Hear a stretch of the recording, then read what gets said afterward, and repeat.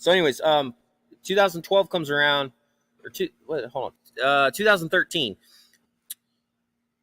I don't know how this came about, but I'm talking to Warren one day, and I'm like, "Hey, will you debate this Robert Murphy guy? Like he's he's annoying. He's out there threatening Krugman and making all these ridiculous videos." He's like, "Sure." And so then I reached out to Robert Murphy. I was like, "Hey, will you debate Warren Mosler? Can we set this up?" And he's like, "Yeah." And I'm like, "Oh crap."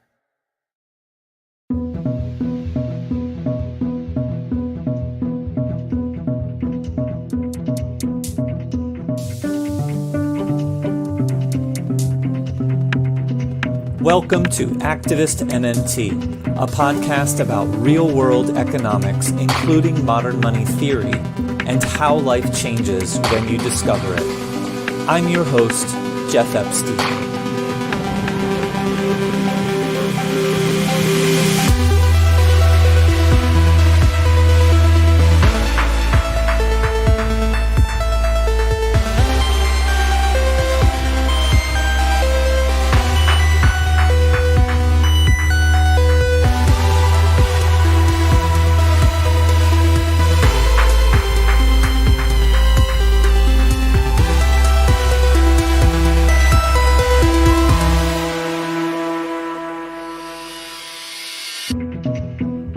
Today I talk with Charles Hayden about his role in creating at least 3 important milestones in MMT history and how Warren Mosler played an integral role in his journey to understanding and accepting MMT.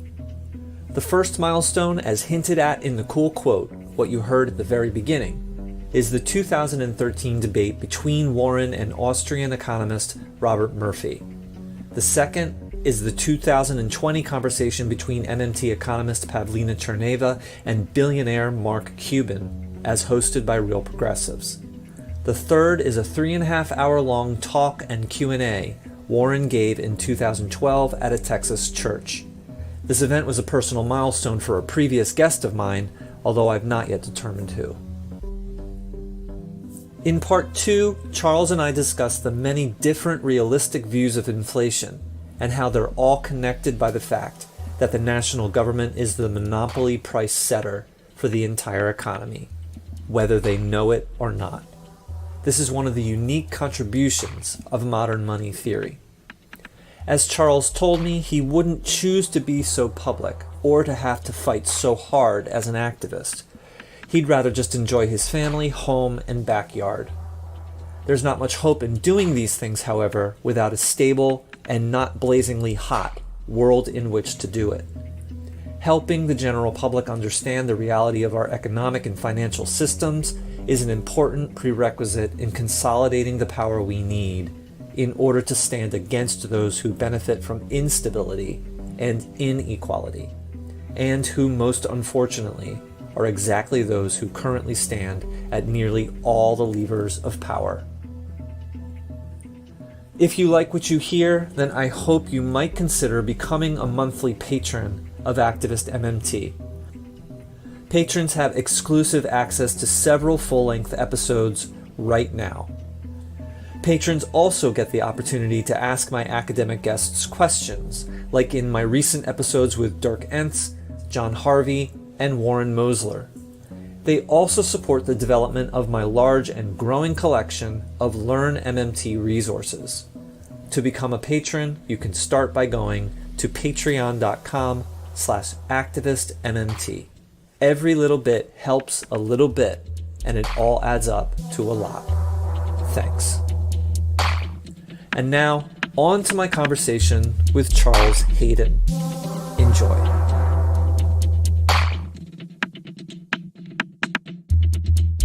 Put this radiant barrier stuff over our bedroom window, and it's the type of stuff you actually normally like put in your attic and walls, but it was getting, I'm in Texas, right? I mean, this is like the hottest summer I remember in years, and it dropped the temperature in my room about 10 degrees. Really? It is absolutely pitch black in there. You have no sense of time. We already had a blackout curtain, and then but it would let some light in, But with that, there is absolutely no light coming in there. So, I mean, there is nothing. It's we're gonna get a clock. I'm putting together a headboard this weekend,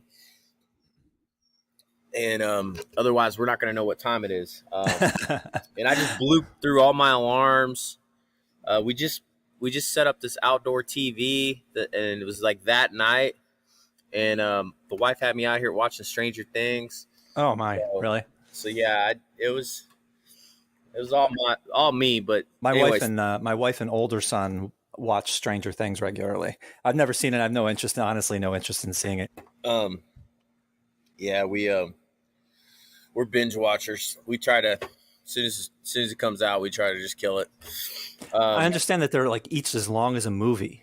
Yeah, volume 2, which is only 2 episodes of season 4. It's the first episode's like an hour and a half, and the second one's 2.5 hours. And I was like, why didn't they just break this up into, a 4 episodes, each an hour long, but whatever. But yeah, so, I think you wanted to start with me kind of explaining how I got into this, and then we could, like second half, I guess we could talk about the stuff that I've been saying about inflation. Yeah, please. So it's nice to finally meet you. Yeah, man. Thank you. Yeah, and why don't you, briefly introduce yourself, and please talk about what your thinking was before MMT and how you discovered it. Why don't we start there? So I'm almost 40 now, and I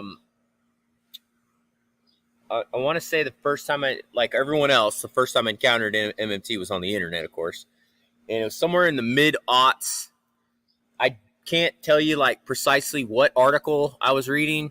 I want to say it had something to do with Dennis Kucinich meeting Randy Ray and Warren Mosler, but I think that's a false memory because I think that occurred like later.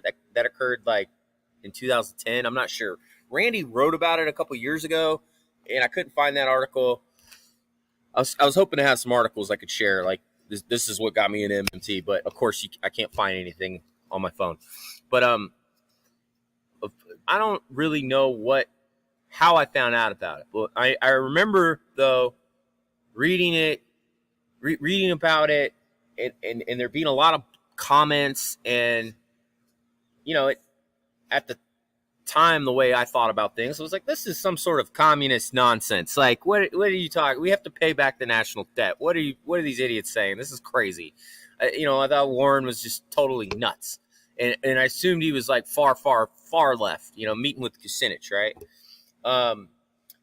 Somewhere I glanced. I didn't read it. Soft currency economics. I hadn't even completed an undergrad at this point. Soft currency economics is pretty dense.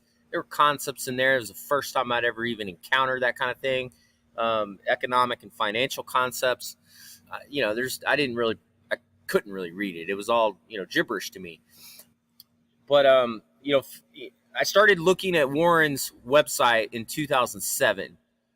And 2008, 2009, I actually started Forex trading with a friend of mine, and we didn't know what the hell we were doing. We were pattern trading, didn't understand like a lot. And anyways, it was our scheme to get out of waiting tables.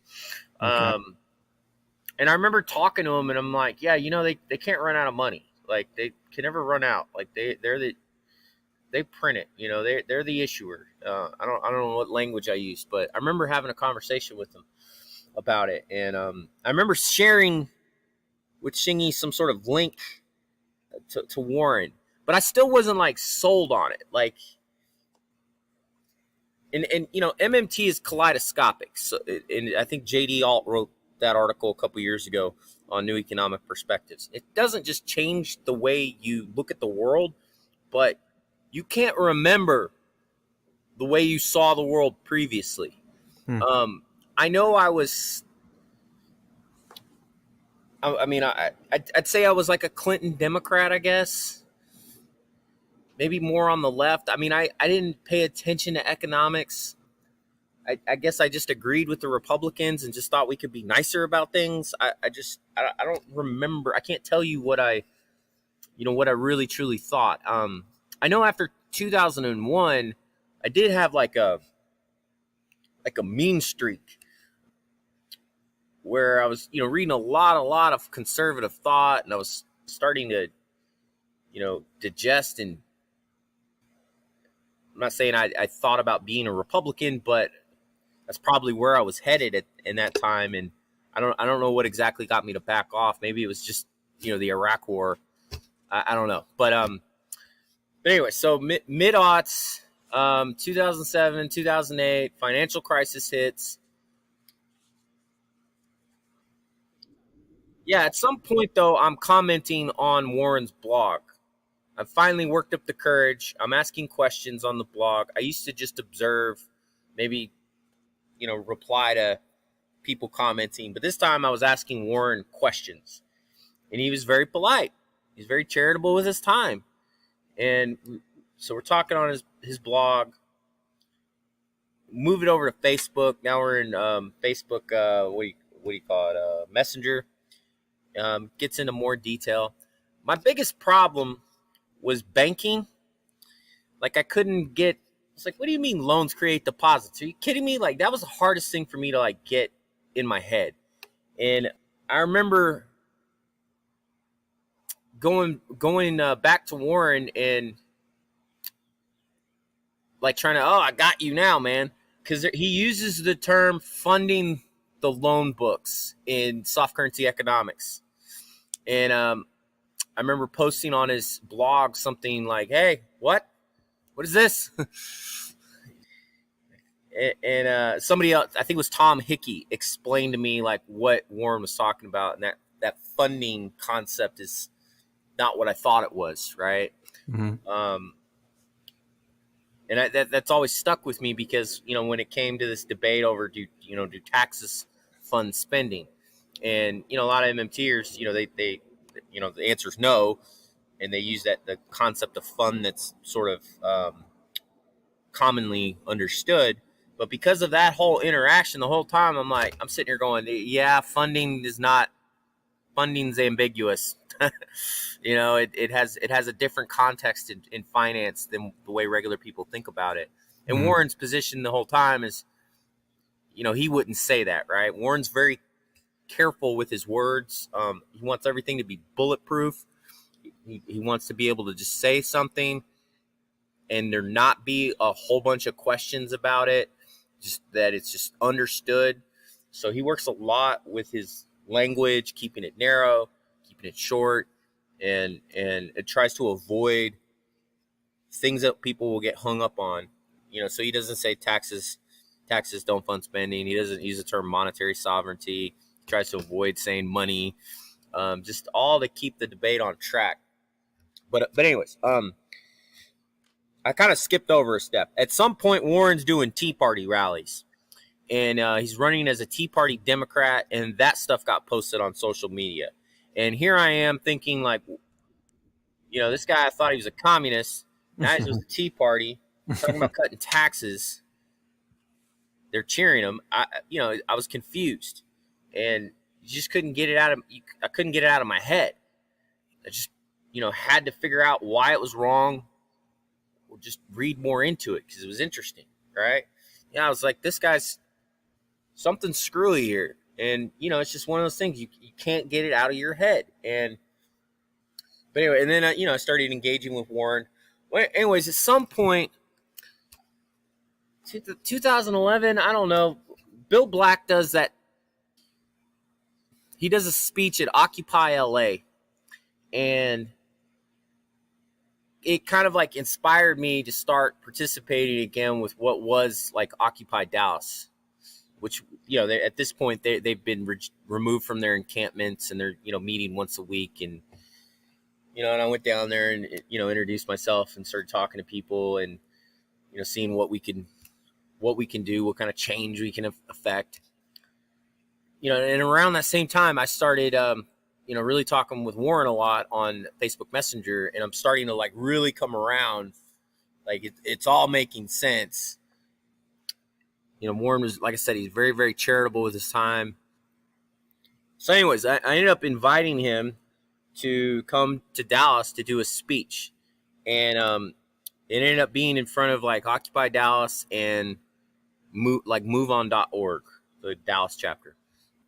When we started it, we filled up a whole room. It was a church. I didn't expect that many people to come.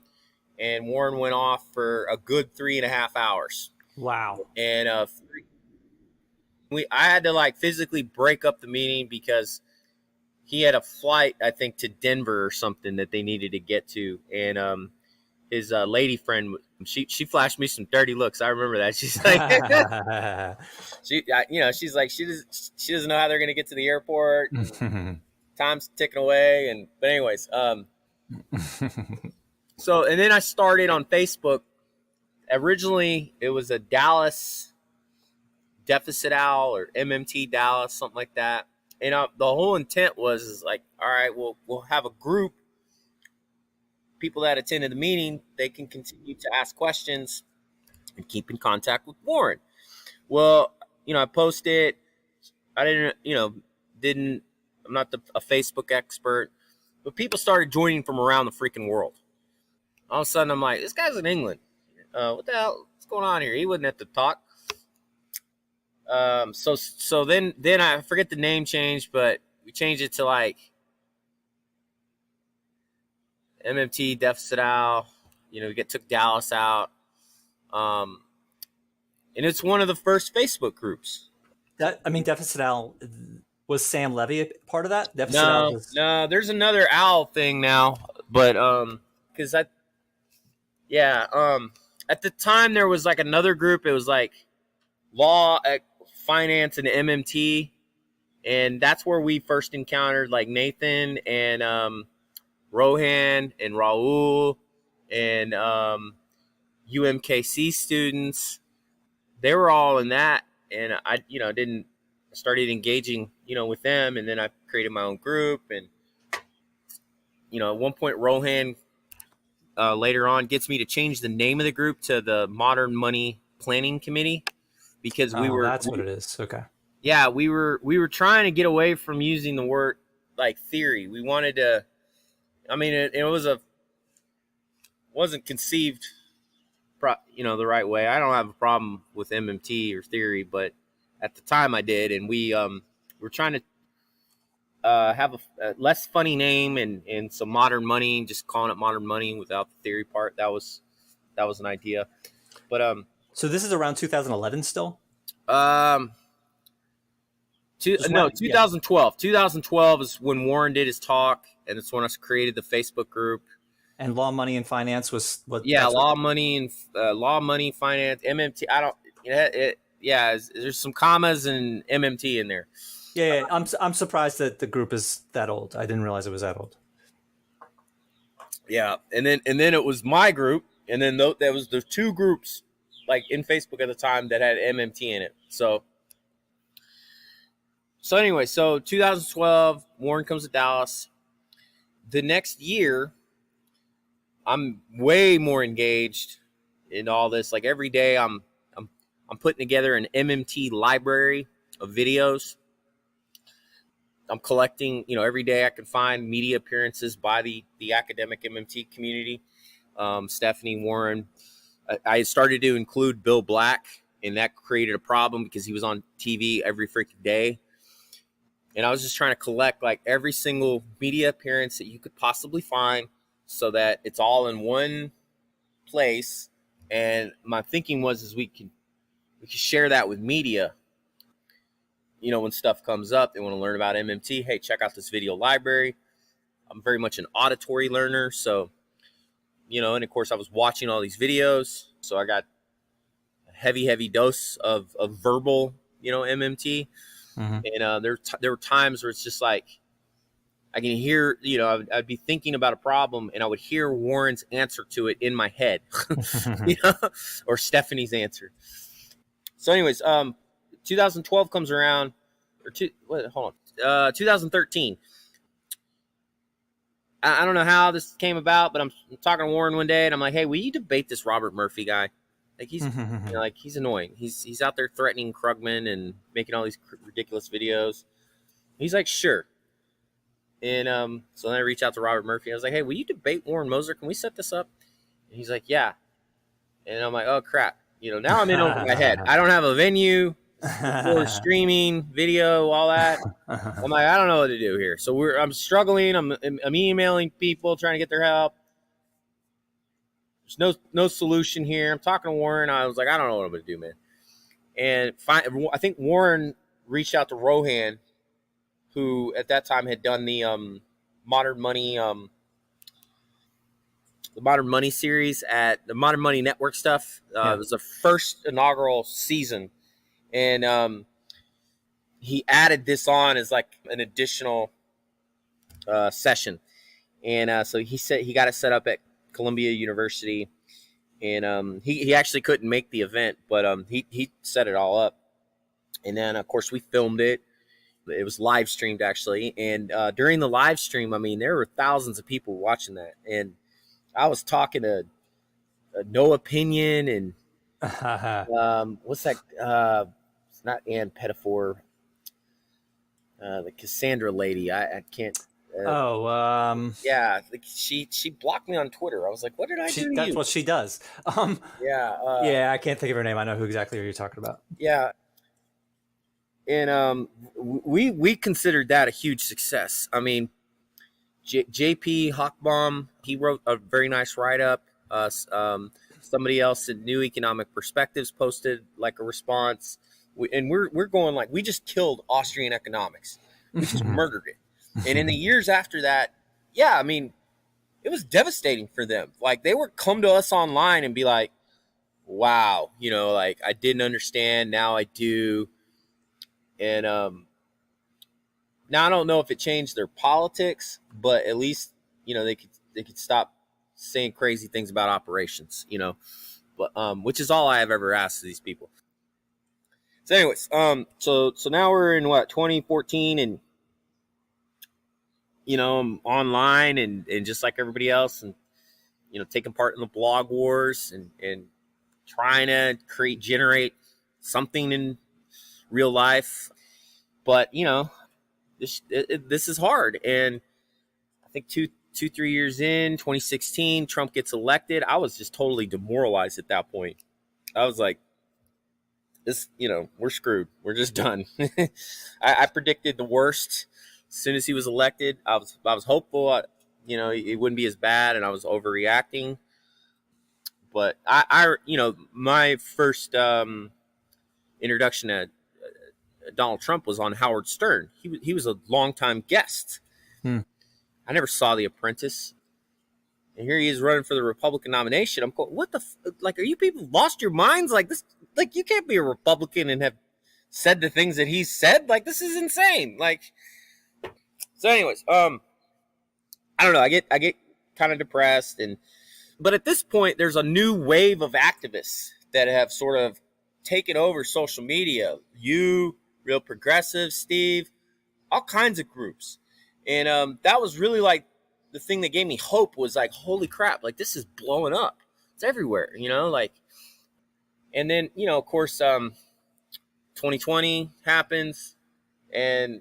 I don't really need to go over that, but I had somehow befriended Mark Cuban via email. He had posted something on Twitter about let's put the unemployed to work as contact tracers, which isn't. So this was 2020. I didn't realize. Yeah. I skipped ahead to 2020. I'm rambling. I'm sorry. No. I knew you were in 2020. I didn't realize that Mark Cuban was in 2020. I thought that was a few years ago. Yeah. So somewhere in like April 2020, he's posting on Twitter, like we need to put the unemployed to work as being contact tracers. He doesn't use the term job guarantee, but he, like a jobs program. And I just emailed him out of the blue, just commenting on that. I didn't just come at him like, hey, blah, blah, blah, MMT, blah, blah, blah. But I started sharing links with him. We kept the conversation going. I probably asked him more, hey, will you meet with Warren? Hey, will you meet with Pavlina? Hey, will you meet with Stephanie? no. So I didn't want to push it, and I didn't have a plan. And then during the George Floyd stuff, there was a night, and I supported the protests and all that, but there was a night where they had gathered around the American, where the Mavericks play downtown, and there was just weird energy, and I'm like, man, I hope some foolishness don't break down, because I didn't want to see, like, on TV people attacking the arena. I thought that would be bad for everyone. I don't know. I got really kind of nervous about it. So I emailed Mark Cuban. I'm like, hey, man, there's some weird energy right now, and a bunch of, thousands of people around the stadium. You got a player that can go out there and address the crowd on the microphone, keep them calm so they don't, throw a chair and break a window? And he's like, Charles, I want them to protest. There's nothing we can say to make these people go home. I don't want them to go home.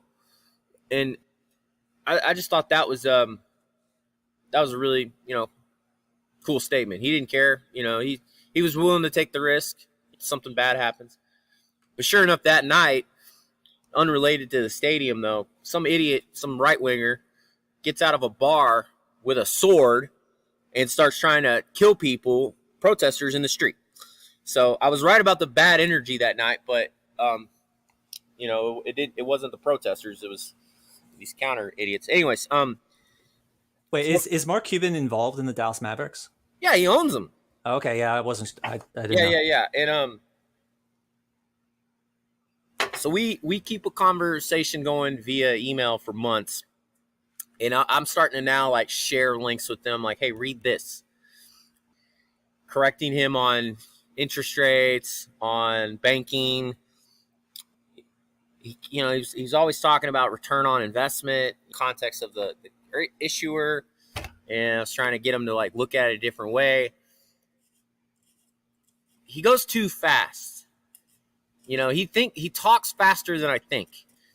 He's a billionaire. You don't have time. He's really quickly needs to ingest this information and move on to the next thing. So finally, I've asked him a couple times, like, hey, we talked to Pavlina. I've talked with Pavlina about it at this point. I'm like, hey, we talked to Pavlina. This is her book. Can you read it? And then I go to Pavlina, and she's like, hey, another friend of mine is trying to reach out to Mark and get him to talk to me. And I guess it was like a media outfit or something. But it failed. And I don't know, one day in September of 2020, out of the blue, I email him, and he says yes. Oh, wow. At a specific time that day, it was 4:00 Central. And I'm like, oh, crap. And I remember I was on the phone with Warren Mosler. And I get this email from Mark Cuban saying, let's do 4:00. And I'm like talking to Warren. I'm like, oh, shit. Like, I'm in over my head. And he's like, oh, you'll figure it out. I'm like, okay. So I tried to get some Bloomberg TV producers that I knew to like take over. Just get them on air. Y'all run the interview. I don't know. And they're like, that's not how TV works. Leave us alone. I somehow had found, and I had Pavlina's cell phone. I text her. She knows my name. Kind of freaked her out, but I text her. And then we start talking. I think I get her on the phone. She happens to be free at that time that day. And so then I'm like, crap, what do I do? I don't know. I'm just going to. So he said, yes, let's do it in a few hours. Basically, yeah. Okay. And it was, he added some sort of billionaire speak to it, like, I don't know. It was like, or else or something. I don't know. Yeah. I didn't have a format. I've got yeses from Pavlina and Mark in hours. I'm at work. I'm supposed to be working, right? Anyways, I text my boss. I'm telling him what I'm doing, and they're like, "No way, you're lying. Shut the F up. Get back to work." And I'm like, nothing's going on. There's no reason for me to work. This is more important. And so I guess I don't know. I ended up calling Steve or emailing Steve or I don't know. And he's like, what the hell are you talking about? Yes, I'll do it. And he sets it all up on the Real Progressives thing. He didn't want to interview Mark because he didn't know him. He let me do that. This is before I knew what filters were. We've been using video, but typically for meetings, one-on-one sort of video sessions, that I hadn't done that yet. And so that was like the first time I was really using Zoom like that. Kind of embarrassed. I didn't have really any time to prepare. It was all off the cuff. And he's a bulldozer. He talks so fast. He was, and Pavlina is Pavlina is a saint. I mean, she is the nicest academic MMTer, maybe the nicest academic period I've ever met. I didn't want to say she was getting, he was talking over her, but it did seem it was hard for her to like fully, completely express herself because this guy was so rapid fire in succession with, bringing up different things. And so, I don't know, it was an awkward format. I was interjecting every now and then with, comments, but, still really cool, and I'm a recruiter. I mainly staff HR persons, and funny enough, other recruiters, some admins, occasionally reception, data entry persons. And I use this in like trainings with new people. I'm like, get a couple of no's. Don't just get one no and walk away. Keep asking questions. Find out why. Look what I did. And everyone's just always just blown away. So it's got to be the greatest recruiting coup in history, as far as I'm concerned. I got a billionaire to talk to Pavlina. That's and I must have asked him 7-8 times, and he finally got a yes. But and then since that time, I mean, during COVID was scary as hell, right? But we were almost joyous in the hope that, seeing the deficit owl take off, seeing Stephanie on TV, on CNBC, like every day for like a month. I was like, holy shit, we're about to take over the world. Like, this is going to work. Like, things are happening. Seeing what Congress did. Warren's moods all changed now. This guy was all angry and like, just, I won't say he's angry, but pre-COVID, it was, we didn't know where any of this was going, it just, and then Pavlina's book comes out, of course, after the deficit owl. So you were like, yeah, man, we got 2 books right at the right time, hitting the media, Stephanie on TV everywhere. This is going to take off. And Stephanie, I guess, was already the chief economist for the Senate minority under Bernie. But I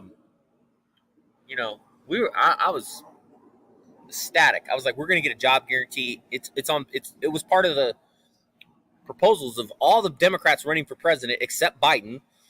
I was like, yeah, we're going to get a job guarantee. And yeah, none of that is happening, right? I mean, Biden comes in 2022 and, he does the March 2022 bill, which, cut checks and did the child tax credit. Looked like we were beating COVID.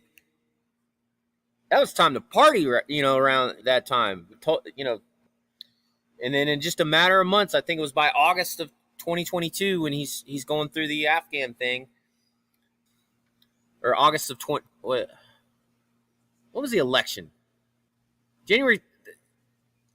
Yeah, I guess it's 21. I don't know what I'm talking about. He going through the who he are you talking about right there?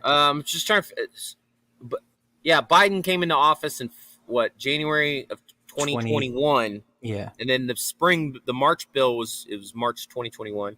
So that that year all the way up into summer, that was an awesome time. Like for us. I mean, we were victory lap. And but then we ran into inflation. It was almost like it was like running into a brick wall. And as soon as that inflation picked up, it was like, policymakers were done with talking about MMT, and, Twitter turned against us, and, all the craziness is restarted. And, hopefully now, as we're sitting here talking here, inflation has already peaked. Like, let's pray. It's peaked. Oil is coming down. and all the commodities have crashed. But the Fed has raised rates. We're not getting the full benefits of these price cuts because they've raised rates, right? They've risen the cost of money, and they're increasing the net interest payments. And so through the forward pricing channel and through net interest payments, they're adding income and they're raising costs. So that's inflationary. But anyway, so I want to say at some point I got turned on to Frederick Lee at UMKC. Yeah. And it was probably through Nathan Tankes's writings. And I got really interested in prices.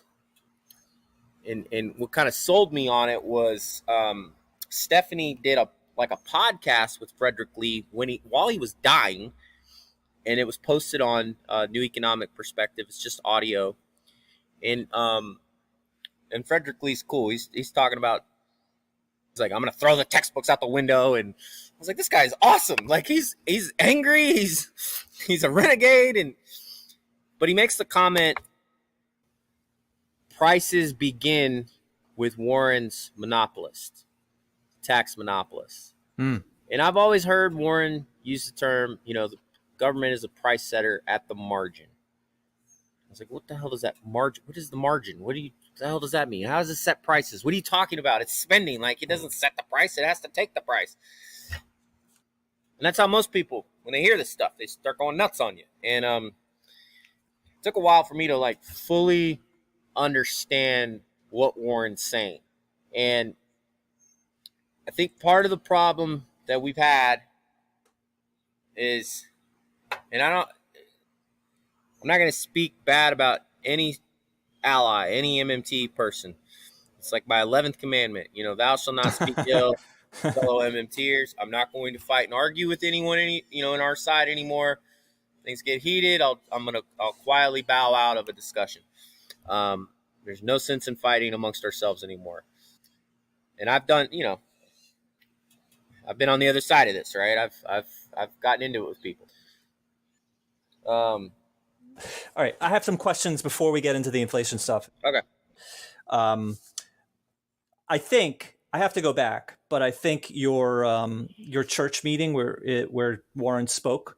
Yeah. I think a previous interview brought that up as that was an important milestone for them. I don't remember who it was. Wow. But, yeah, it was June 2012 when that happened. I forget the church, forget where. And the other people told me that. I used to get emails from people in Italy, and it was funny. Like, Professor Hayden, where did how did you? What do you think I'm a professor for? Where did that come from? and the Italians are all emotional, and they were going through a Great Depression at the time, so these emails were all pissed off and yelling, and I was like, But anyways, that is really cool. Yeah.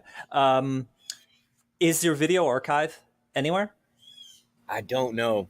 It was on some weird website. I could probably find the link that we used on in the MMT library that I built, which is somewhere in the Facebook group. It's saved as a file somewhere. Okay. We can try. I can't get on Facebook from a computer for whatever reason. I always have to get on with my phone. It won't let me log in from a computer. But maybe if I can find it, I can send you a link. Yeah, cool. Or if it works. Regarding Mark Cuban, I didn't see it, but I've heard, and you kind of validated that he dominated the conversation, and it was different. And Pavlina is not that kind of personality to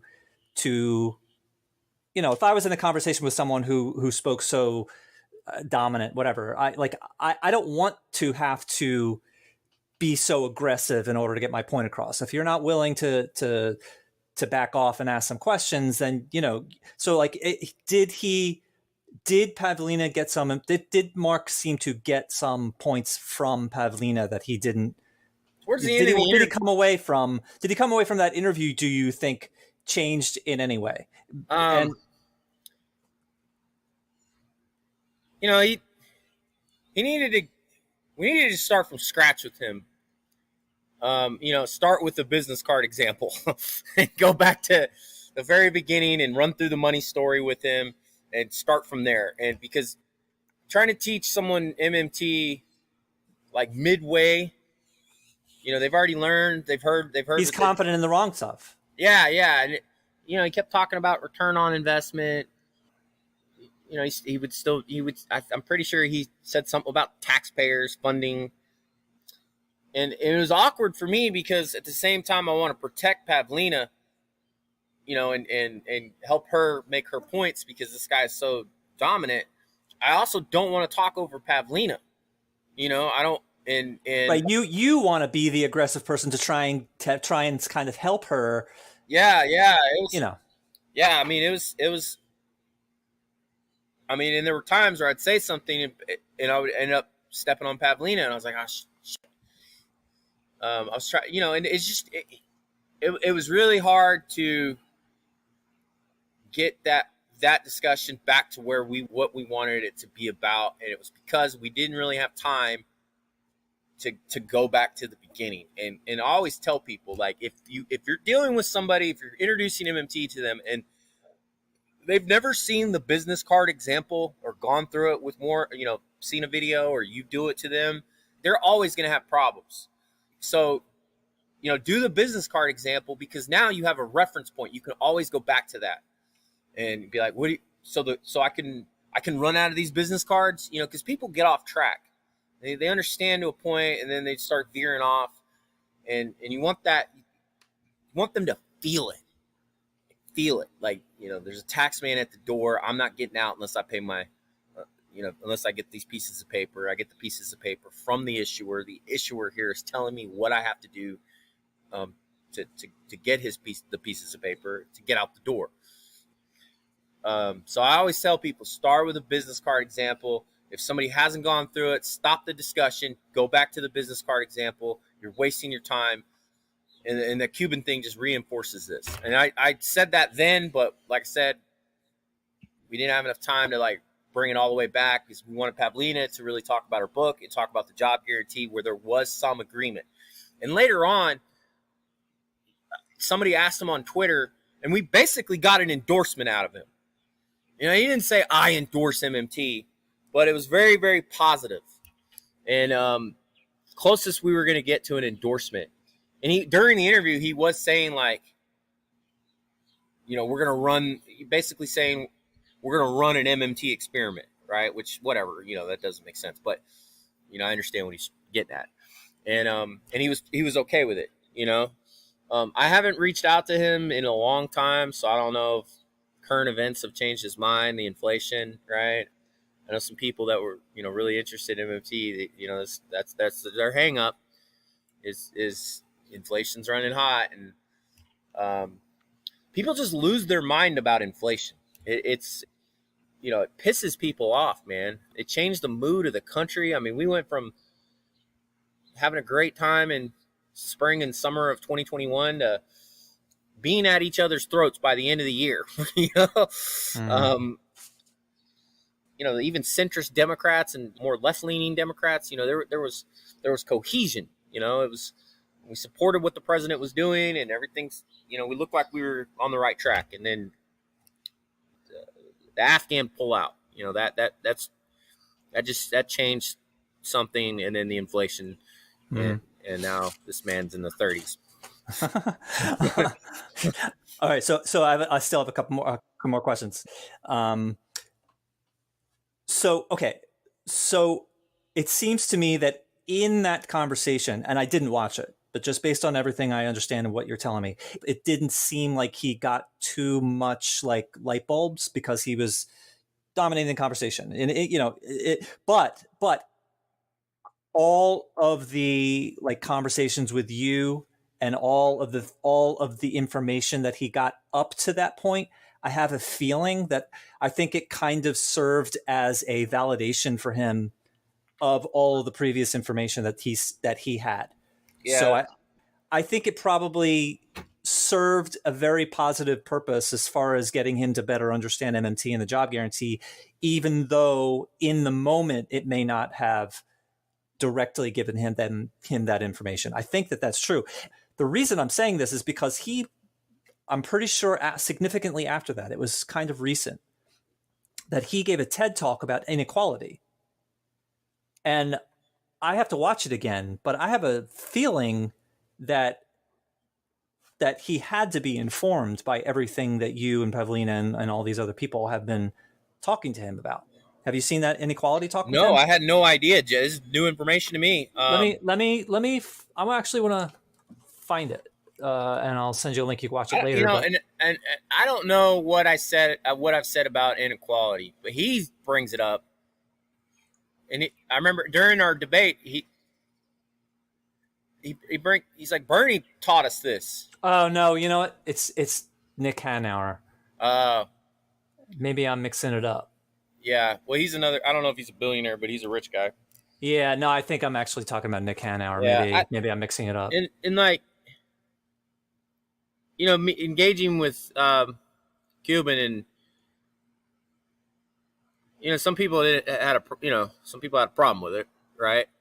And first of all, I know Cuban's a quote unquote successful businessman, but and I'm not saying the guy didn't work hard, but he did benefit from the .com boom. I mean, he sold his thing to Yahoo and got what 100 million out of it, and then in months it's worthless. You know, so you know, luck, timing, big factors in his rise. And I don't know. I mean, nobody should have as much money as he does. If we take it away, that's a different question.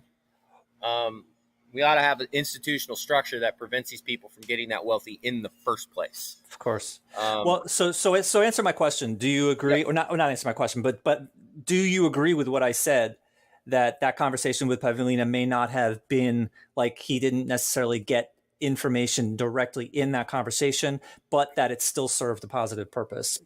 Yeah, I mean, he got something from it. But yeah, he needed a lot of work, and you know, we weren't going to fix that problem in the time that we had. I mean, it went for about 2 hours, like hour and a half. And Pavlina's texting me in the middle of it. She had another thing to do, and she's like, "Time?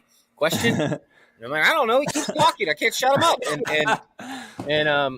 And then it went on another 30 minutes, and Pavlina had another like round with him after that. And yeah, no, but Pavlina really, man, that lady's a saint.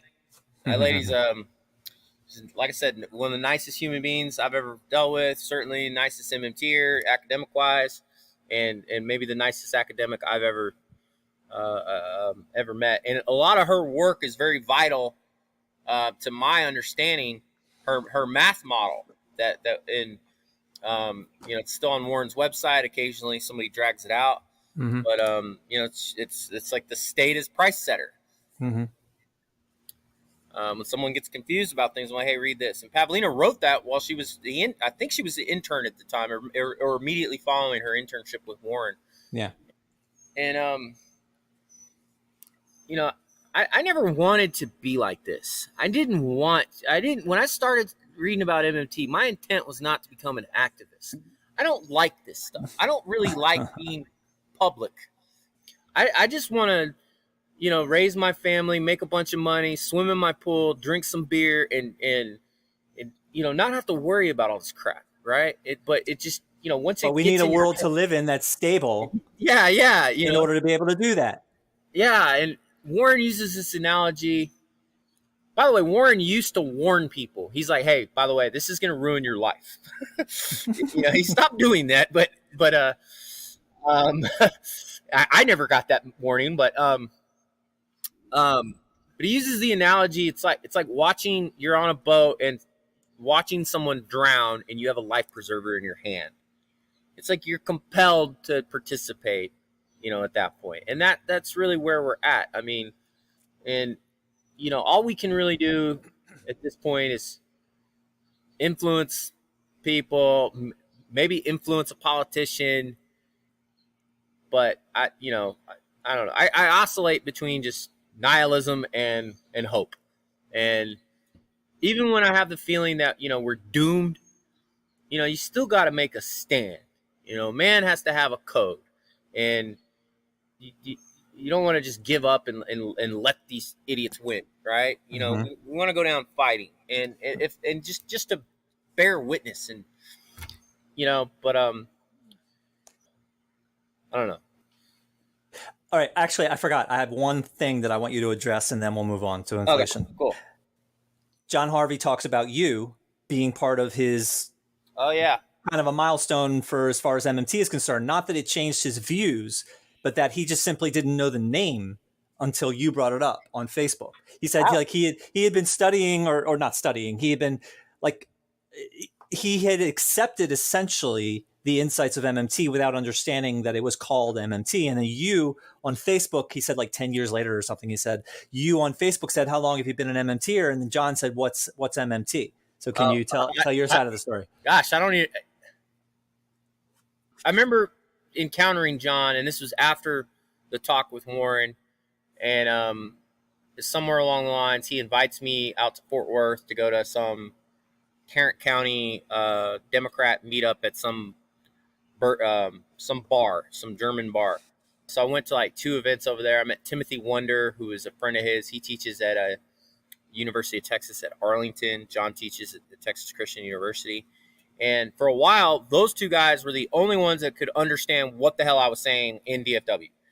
And I remember there's 3 of us, and I don't know if I remember it the way you're saying it, but I remember talking to John, and he's like, I'm not an MMTer, I'm a post-Keynesian. And I'm like, okay, whatever, And I didn't really understand, I would say something like, MMT, and he'd be like, post-Keynesian. And he's like, MMT is just macro. That's all it is. And it's just macro. It's just, we all knew this stuff. And and then we got to talking to John, me and other people, and at some point I'm yelling at him I knew he knew Randy Ray, and I guess he knew Stephanie, because they would all he would attend. They meet each other at conferences. Now it sounds like he knows Randy really well. I've only talked to Randy Ray one time, and it was about how Warren doesn't cuss. It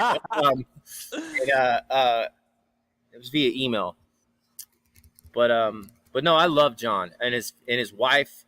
He kind of counseled me when I was on my way to grad school on what to do. I should have followed his advice and went to UMKC. But I stayed at UTD and got I have a master's in applied econ, and so I can do all the quote unquote rocket science math that underpins mainstream econ, and having gone through that, I understand a lot more about the mainstream economy, right? Like mainstream economics. MMT was my introduction to econ, so I don't know it any other way. So, and it helped me understand things about MMT a lot more, and why things got so derailed. But last semester I got my wife pregnant, and I was going to take an internship, but I couldn't afford to, and I wanted her to have a long maternity leave. And so I was recruiting doctors at the time, making really good money. And so I stayed with it. So now I'm still recruiting, and I've never used my degree. And they say, 6 months and it's stale? Jeez. But Okay. He's a great human being. His wife is a saint. She's a public school teacher.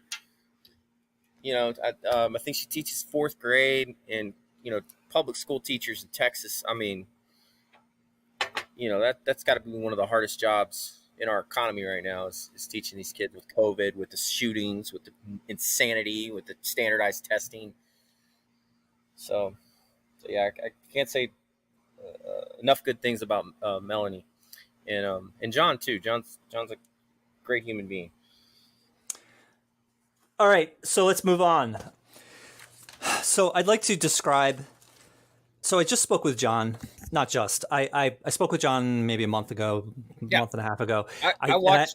I watched the two. I was waiting to do Jonathan's interviews with him. I haven't done that yet, but I did the first two parts, and I heard the part you're talking about where he, became a bigger thing for you. He just kind of mentioned it in passing. Cool. Yeah, so that's actually going to be released tomorrow. That's actually going to be released tomorrow, which is Okay. part 2, which is July 10th. So I want to briefly describe that. And I'm confident that, number one, I'm confident it's accurate. And number two, I'm confident that it does not conflict with what you want to get into, which is monopoly price setter. Yeah. So I want to say that, and then I want to get your thoughts on it, and then we'll transition into the monopoly price setter. So inflation is not, like you were saying that, and then inflation came up and now everybody's upset and whatever. And it's like, but their interpretation of what inflation is complete nonsense. So it doesn't really matter, this inflation that came up. It's basically they decided to create this boogeyman. Really, it's not a real thing that they're fearing. I mean, yes, there are some real things going on, but what they're talking about is a boogeyman that is, if anything happens for, if we give it the poor what they need, then that's the inflation we fear, So what I understand inflation to be now is not a disease and not even a symptom. It's neither of those things. And when people talk about inflation, they consider it a disease. I think that the average person and the way that the media portrays it is that inflation is a disease that must be cured at all costs, no matter what. Yeah. And what it actually is it is a measurement of something going wrong somewhere. And we can't know what that is until we look into it. But people assume that it's like a thermometer in sickness. So if a thermometer shows a high temperature, yes, something is wrong somewhere. Your body is fighting off something. But that doesn't mean that, it's like the difference between, do you want the temperature to go down because you fear a high temperature? At all costs, make that temperature go down, or do you want to cure the sickness? If you want the temperature to go down at all costs, then just put the thermometer into an ice bath. and then the temperature will go away. Problem solved. And that's how people, I think, treat inflation. Make the inflation go away no matter what. Let's put that thermometer into an ice bath. Whew, now thank goodness inflation has gone away. Meanwhile, the person is still sick because you haven't cured what their actual temperature, what their body is fighting. And so I think there is a real disconnect between, you were saying, then inflation came up in 2021, and yes, it did, but the inflation that these people are talking about, that the people are fearing and that the media is blathering on about, is not real. It's a boogeyman that is essentially we're threatening to give poor people stuff, and that's the boogeyman of it.